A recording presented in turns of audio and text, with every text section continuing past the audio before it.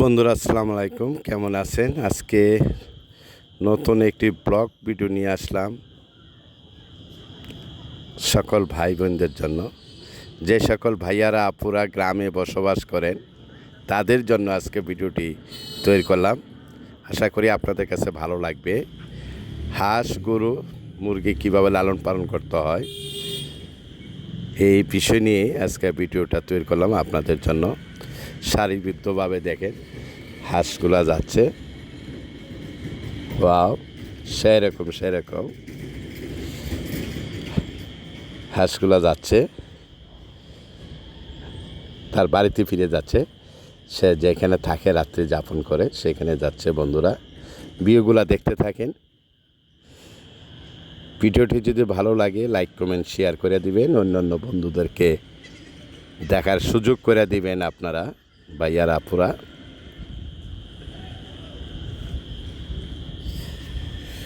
ভিডিওগুলা দেখাচ্ছি।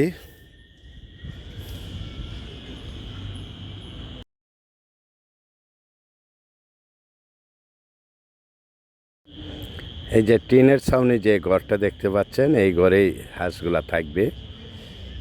আপনার খাল দিয়ে চলে আসলো, এদিকে আসতেছে।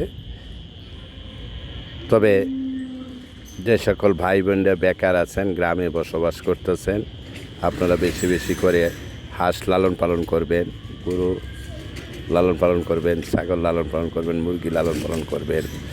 আপনার পরিবারের জন্য, আপনার ফ্যামিলির জন্য, পরিবারের জন্য, পরিবার স্বচ্ছতা ফিরে আসবে, হাঁসের ডিম খাইতে পারবেন। তো বন্ধুরা ভিউগুলা দেখতে থাকেন।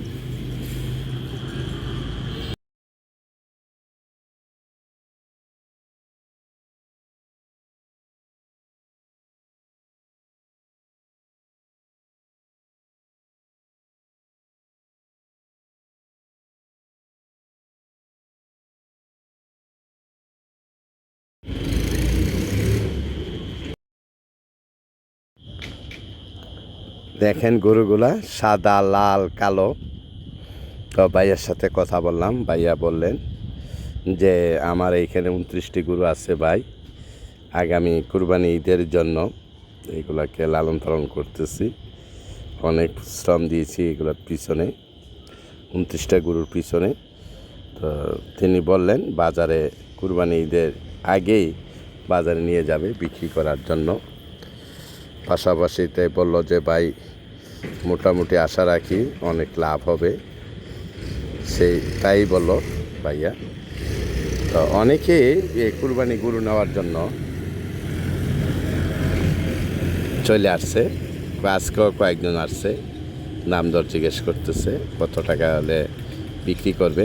তো তিনি বললেন না ভাই, এখন আমি বিক্রি করব না, সামনে কুরবানি ঈদের যখন হাট বসবে আমি হাটে নিয়ে যাব, এখান থেকে গরু বিক্রি করব না। এই কথাগুলোই তিনি বললেন আমার সাথে।